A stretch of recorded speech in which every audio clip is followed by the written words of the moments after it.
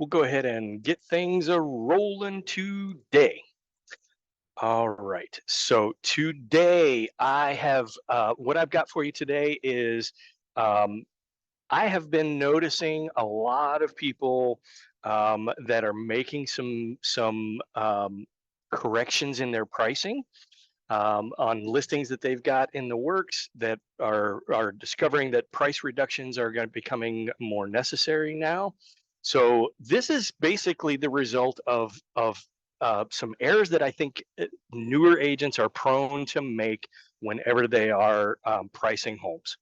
So what I've got for you today is some common mistakes that home sellers are often making that their agent needs to know and understand and be able to correct so that you don't make the same mistakes that make their home take longer to sell. All right.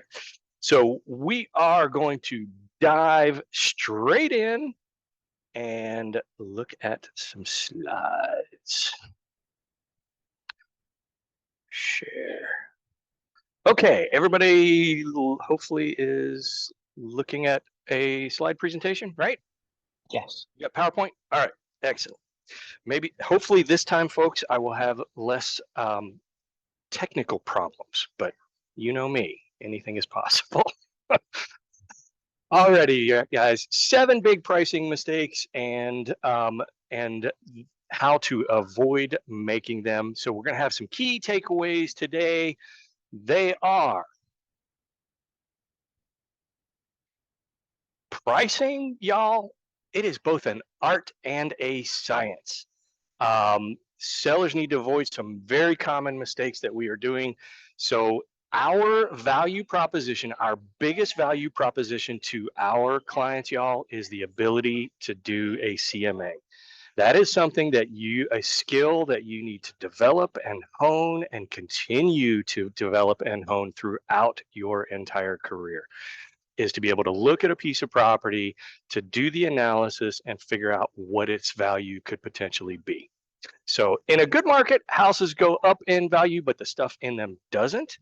And the biggest takeaway in this is we're going to talk about if the market is telling you something, you better listen to it.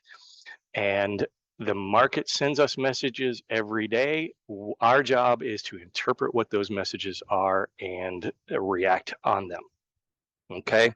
So what we're going to talk about today is we're going to talk about the 6 mistakes that agents and sellers make when selecting the opening list price for a property.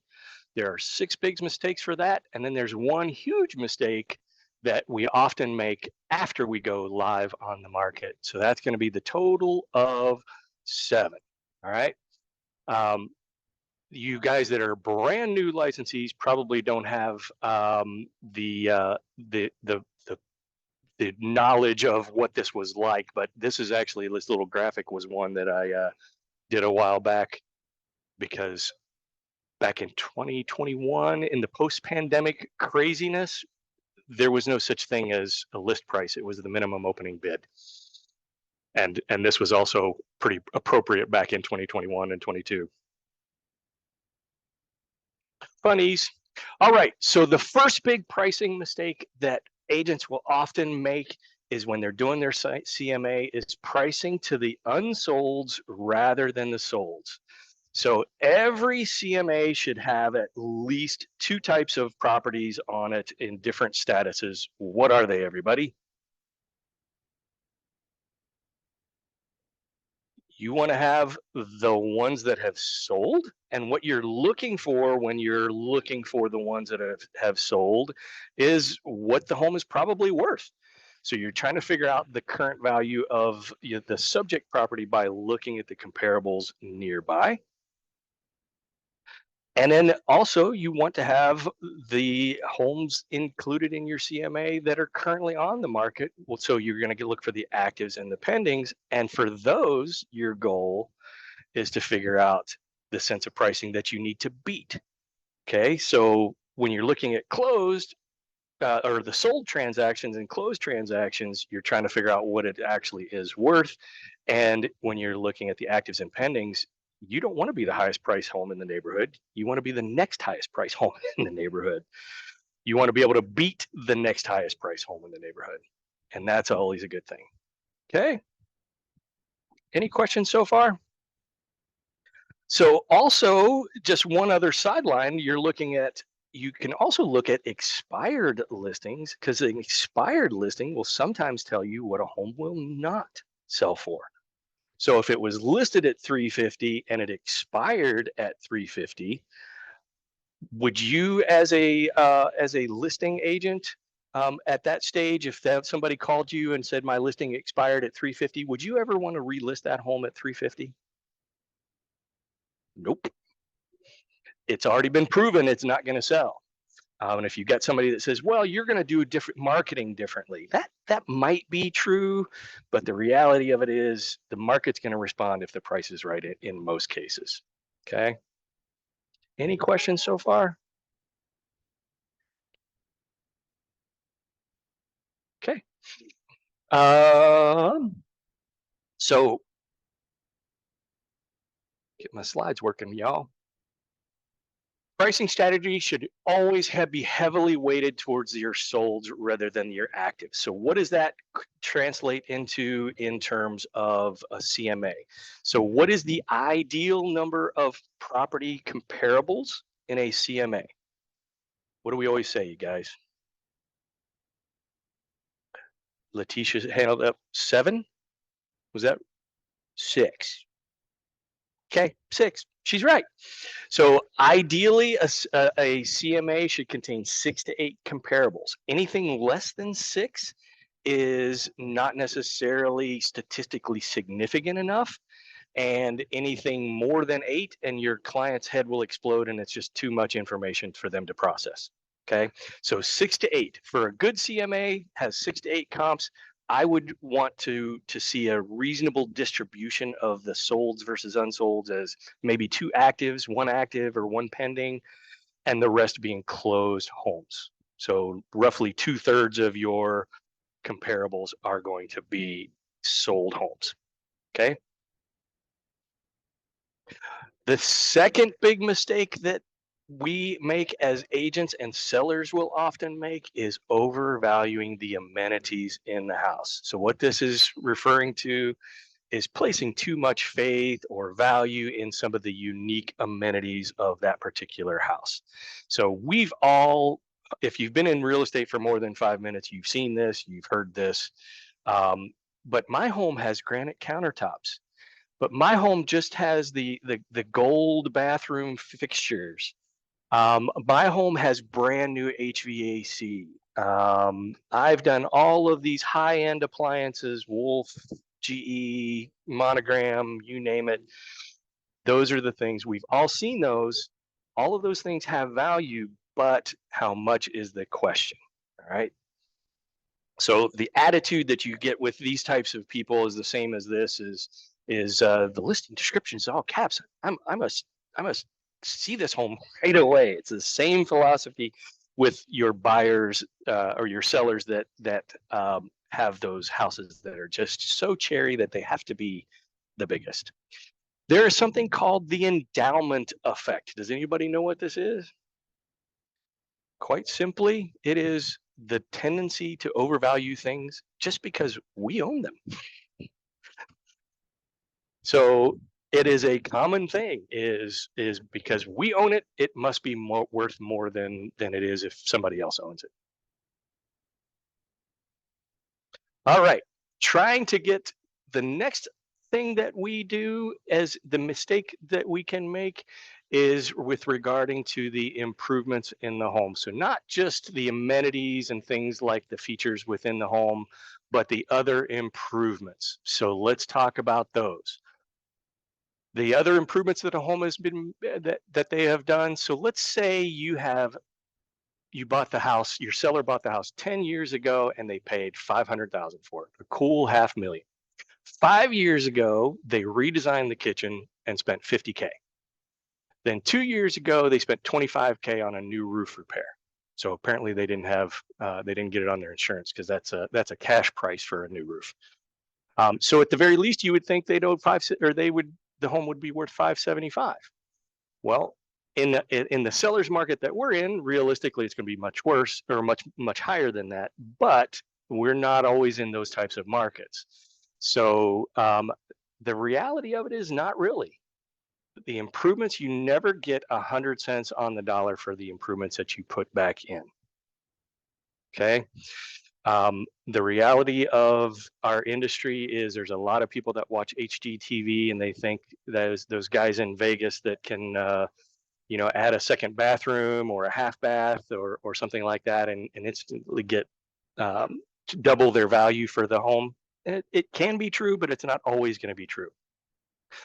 So if you have got a client or a seller that is basically pushing back on, well, I should be able to get the full value of those. Here is some reference for you. Remodeling Magazine has a cost versus value calculator in it. And what it says is improvements earn approximately 60 to 70% of the cost. Okay. Over the short term, they're only going to earn 60 to 70% of the cost. And to illustrate that, this is actually that cost versus value table from the Remodeling Magazine. And this is very hyper local, and it'll tell you things like for a bathroom remodel, you're going to get roughly 50% of your cost recouped on it. The scaling on that was a little small, so I made this a little bigger for y'all so you can get an idea of, so something like a bathroom in a mid-range type of home, if the cost, these are actual construction costs that are taken from industry standards. Apparently they've done surveys and determined that the average cost of a bathroom remodel in Atlanta is 56,000. And the resale value that you recoup is 27.7, and it's only 50% of the value. Make sense?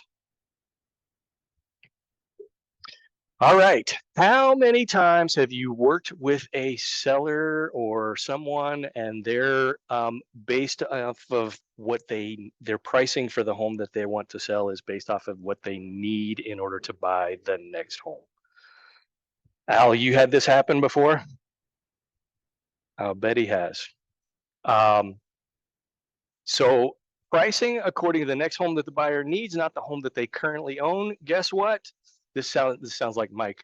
No one cares what you need to be able to buy your second home. It doesn't affect what you need to sell this one for now.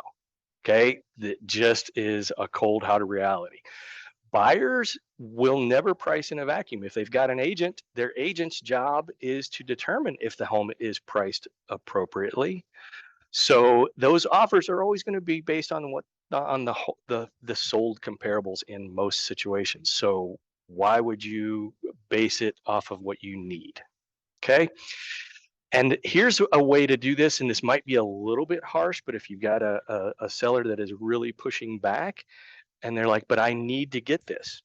Well, when a seller gets a low offer, they don't care if the buyer says, but that's all I can pay. Doesn't work that way, right? You don't expect a discount based on what the buyer's need are, so don't expect a premium price for selling the home based on what you need in order to get it. All right. I love this. Do not include a stupid letter with stupid family photos of your buyer showing off how cute they look. The seller has no problem selling this house to ugly people.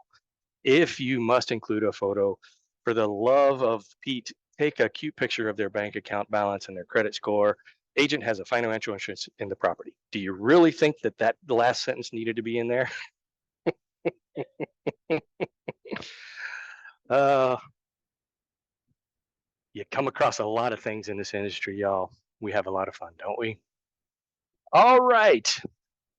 The big issue number 5 in pricing mistakes is, who has heard this one?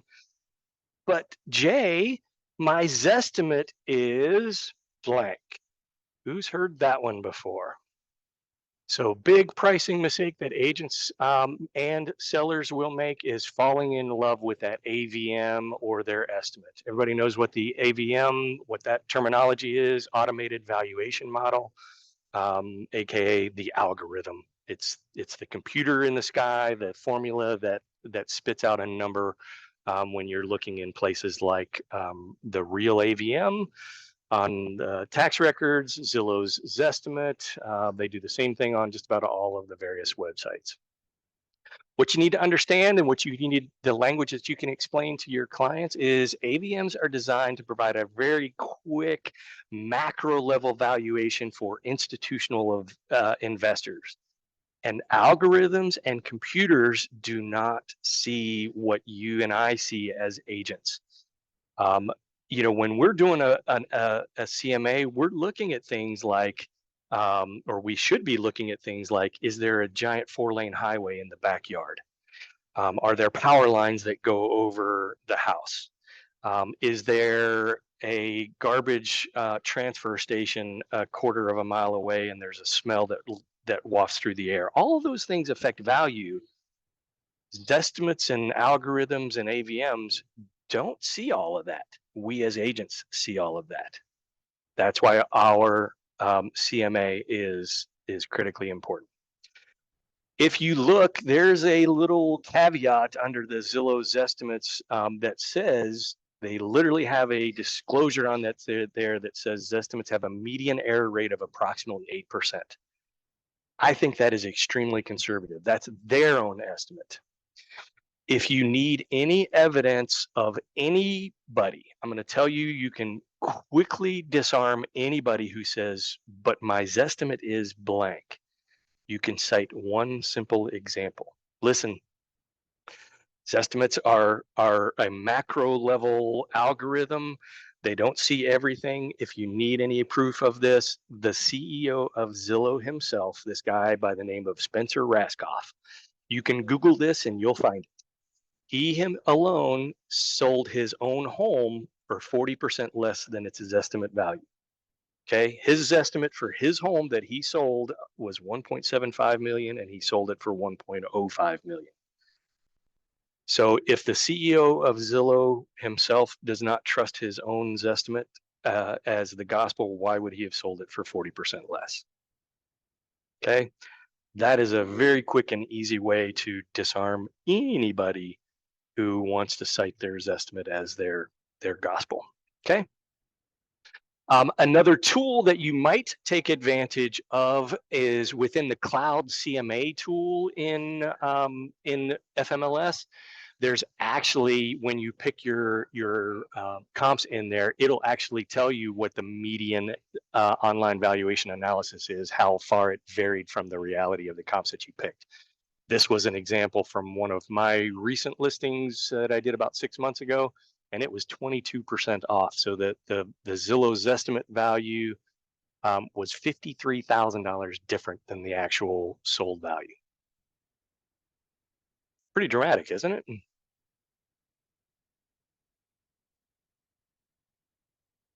All right. So pricing mistake number 6 is pricing in anticipation of a strong seller's market. A lot of folks were doing this earlier this year. It hasn't been as prevalent recently with 7% interest rate. But if you think that it's going to be a hot seller's market and it doesn't end up being, the results are almost always going to be very disappointing. So always check the absorption analysis, but what you're going to be looking for, or what you're going to be seeing when you price anticipating for a seller's market, is longer days on the market. If you go in too high, it's going to take longer to sell. You're going to see problems like it's longer days on the market. You're going to have much lower showing activity. Your sellers are going to get angry at you, and they're going to wonder, why is this not selling? You're going to have an increased chance of them terminating your listing. Folks, the reality of it is pricing at or even below market value will drive intense buyer demand that can drive up the price well over the asking price. I've seen it 100 times over. If you need any example of this, y'all know that we do REO properties, and Dwayne does a lot of those. We have an REO property, a foreclosed home, that is probably worth over 900,000. For some reason, it ended up getting listed for close to 700,000 because that's what the bank that owned it wanted to list it for. They had over 100 showings on it. This was last week, y'all. So when you price it $100,000 or more under the market value, it will get attention and it will get demand, and that demand will drive the price up. All right. And the seventh pricing mistake that everybody makes is the big one: set it and forget it. In other words, not making a change and just leaving the price there. Um, we never actually know how the market is going to respond. So sometimes you have to talk to the client, you have to give them the expectations of what we're going to be looking for to see if we have priced it right, to make sure that we don't need to do a course correction. So things you want to look at is the feedback that we're getting from the agents and the buyers on the showings that we've had. You want to look at how much traffic you're getting on the internet. How many people are hitting your listing on the various search engines, on Zillow, Realtor.com, FMLS, and that is found in the Golden Ruler Report. And when you take a listing, that Golden Ruler Report automatically populates for you, and it's shared with you and your client. Does everybody know what I'm talking about when I say the Golden Ruler Report? It's the one that says you got so many views on Zillow, so many views on Realtor.com. There's your showing traffic report from showing time. How many offers have you gotten? Have the comps that you originally selected when you did your CMA, have those sold? So you can always go back to those to determine if they have sold. What happens to the buyers who came to look at our home? So say we had original showings early on and they didn't end up buying ours, calling the listing agent to find out, um, did they end up buying after all, just not my house? Okay. So we never want to set it and forget it. Price reductions always have to be earned. They never are actually given. So I wanted to give you last thing before we break is a little script that will help you to set the expectations for pricing with the client after you have selected your pricing. Is you want to set the expectation with this simple little script. Mr. and Mrs. Seller, once we go live, we're going to be looking for two criteria. These two criteria are going to tell us if we have priced your home at or near the market value. If we've done things right, we should be looking at 3 to 5 showings per week. And for every 10 to 15 showings, we should at least receive an offer. Okay. If we're not meeting those criteria, then it is the market that is rejecting our price, and a course correction to our strategy may be necessary. That is a powerful little statement because it sets the expectation of what you're looking for.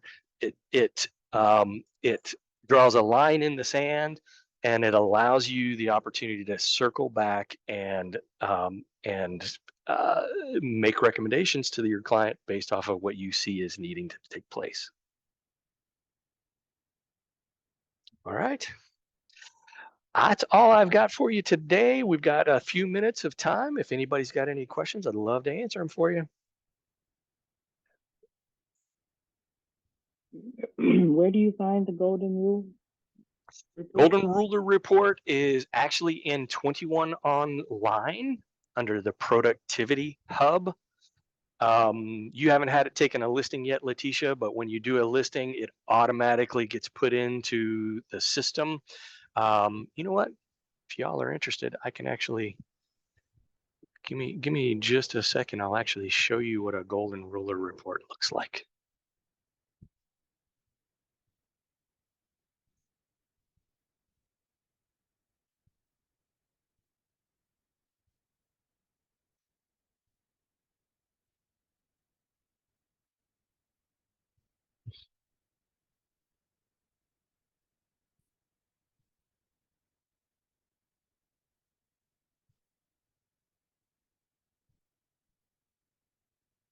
Well, here we go.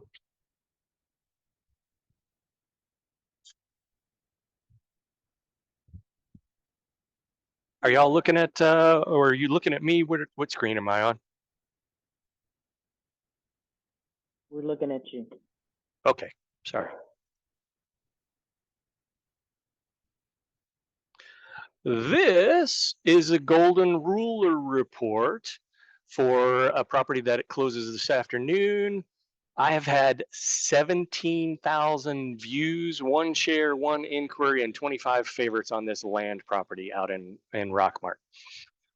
Notice not a hotbed of real estate activity for land in Rockmart, but you can see Realtor.com's got 89 views, Zillow got 34 reviews, Matrix got 12 views and property inquiries.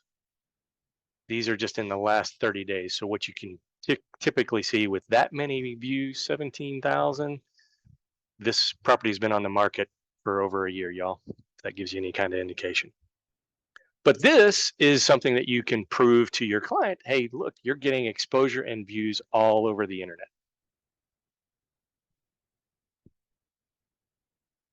All right. Any other questions, y'all? Have a great day, everybody. We'll see you next week.